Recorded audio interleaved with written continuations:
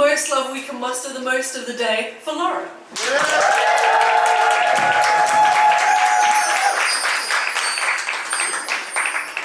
I'm representing Poetic Unity. Poetic Unity is a charity based in London, based in Brixton, specifically in South London. And yeah, I'm also from South too, I'm from Streatham, and Poetic Unity is a charity that uses poetry as a means for people to look after their mental health. They specifically do things for young people as well, from age 30 and under, and yeah, they're great. So look them up if you haven't heard of Poetic Unity. So I'm going to be doing some poems for you today, and the first poem, I say for like all of my poems, like, yeah, it looks into mental health, trigger warnings, there's mentions of like abuse and things like that. Yeah, and that's just mainly drawing on my own experiences and other people's experiences in my life and other communities that I've been a part of. So yeah, I'll be taking you on some journeys today. Yeah, thank you for having me. The first poem, it doesn't have a title, it's just what it is. Thank you.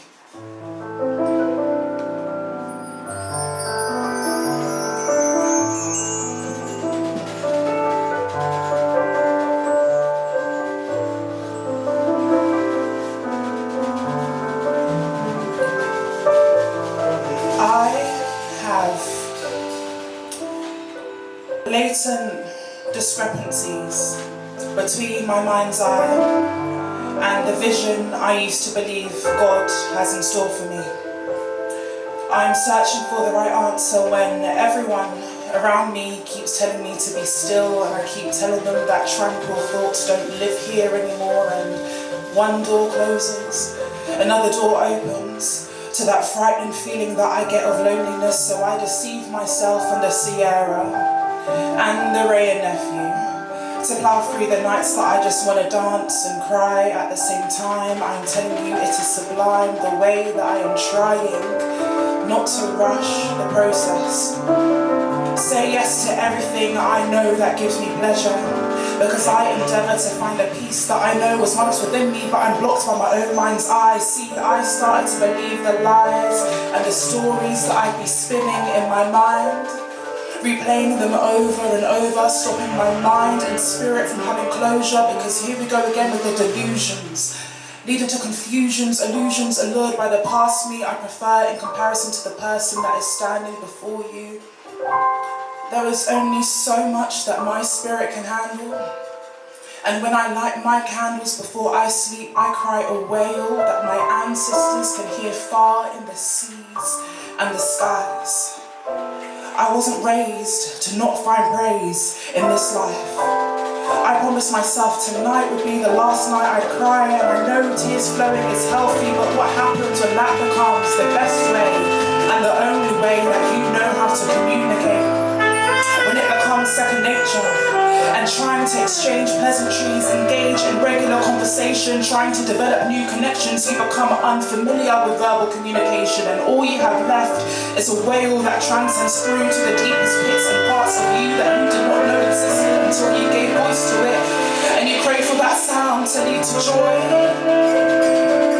to lead to exhales, to lead to smiles, to lead to touch, to lead to rest, to lead to armor, to lead to power. In my darkest hours, I can feel somewhere within those pits and parts of me, my newfound depths, a desire to turn my wail into the expression of joy. And I'm still praying to God because I know it's not too late for me to find joy. Thank you.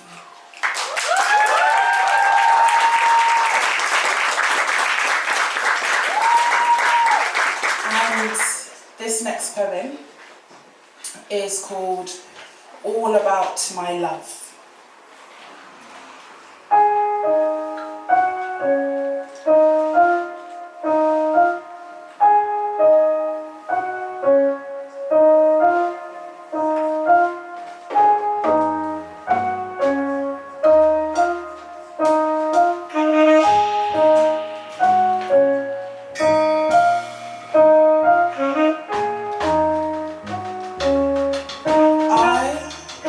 Will not apologise for my love that shows itself in hand-holding and wounds and bruises from those that came before him and him and him.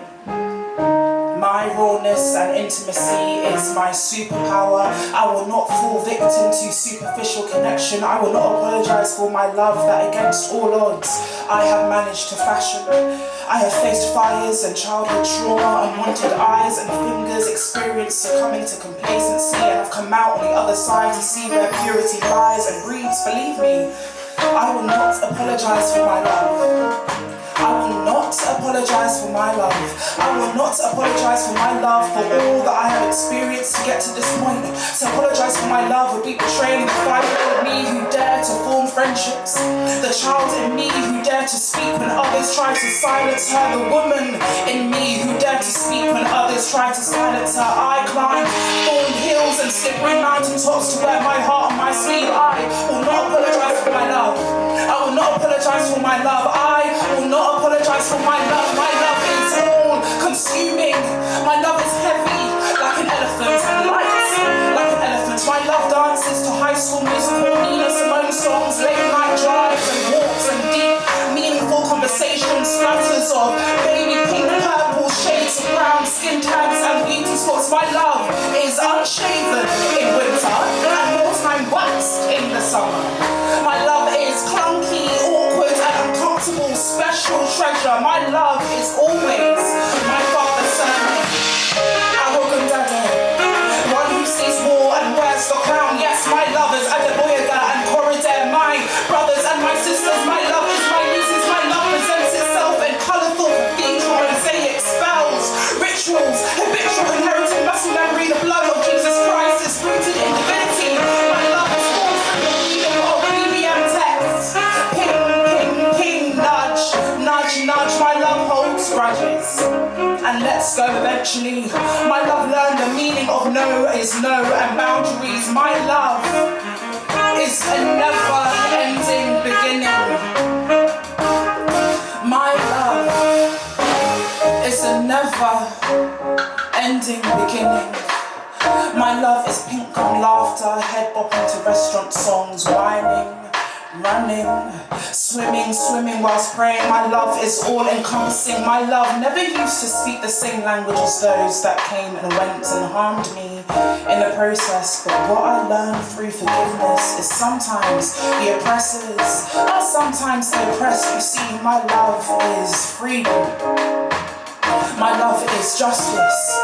My love is spiritual emancipation, is using pain and passion and purpose, is prose and poetry. My love is blank canvas, standing in front of the world, vulnerability, holding my hands up high when I have lied, hugging myself tight. My love was formed, it's formed in the most typical and atypical of times. When you think of the characteristic capabilities of humankind, my love is vast.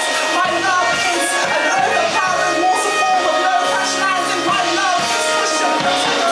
My love is bulletproof because of all the stars and wounds. My love is bulletproof because of all the stars and wounds. My love is bulletproof because of all of the stars and wounds. My love is bulletproof because of all of the scars and wounds and the tears of joy, the jealousy, the confusion and fury. My love is ordained in beautiful glory.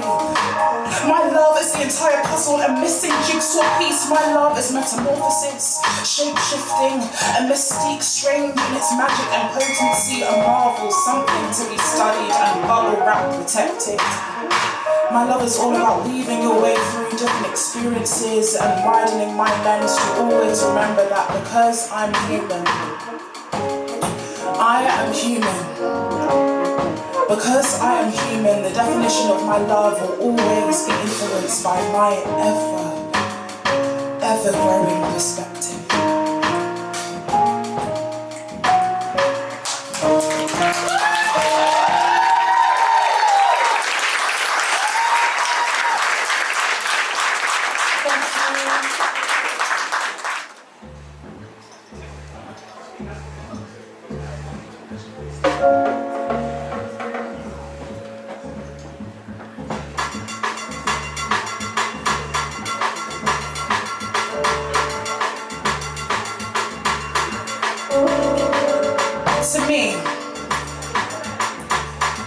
trouble looks like dancing bare feet on the grass in my local park just because I feel the urge to root the soles of my feet on familiar territory but feel a different sensation because I'm seizing my moment for freedom, for joy, for a sensation different to what money men like Frank Hester and the government would try to deny Diane Abbott, and women like me try to silence her 46 times, but on the 47th time you'll hear all 1,266,695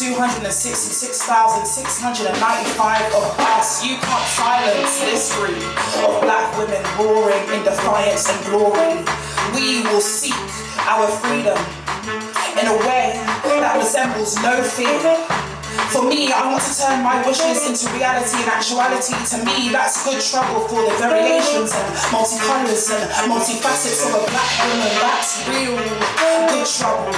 Troubled waters turn to sweet cherry wine. I drink with my friends till we reach the end of the bottle and laugh with all of our teeth out. Gums appearing with the pinkness of the lip gloss that I put on when I meet a cute one, a sweet one.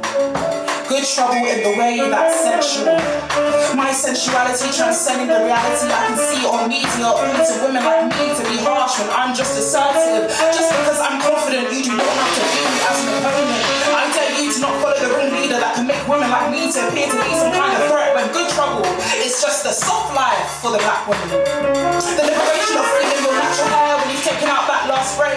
Good trouble is wearing your natural hair out in the office. Good trouble is taking up space in spaces that feel unfamiliar, but you make it cozy when you release the spirit within you, and you dance when you release the spirit within you, and you dance when you let go and you release the spirit within you, and you dance, you let go and release the spirit within you, and you dance and you feel the freedom within you, and you dance, you feel the freedom within you, and you dance, you feel the freedom within you, and you dance. You see, good trouble is letting your spirit run free when they've tried to bound you.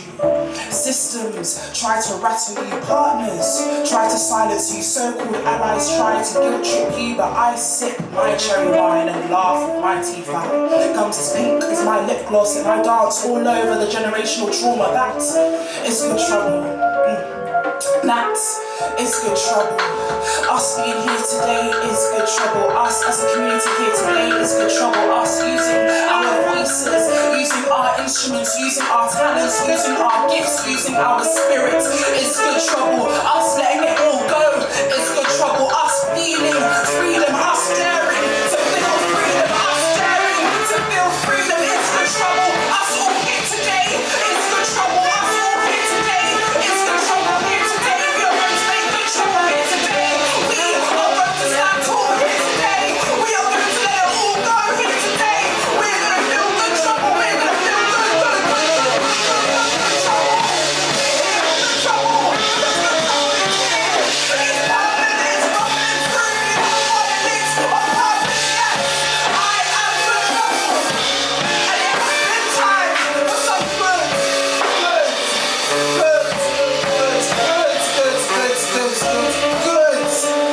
Trouble.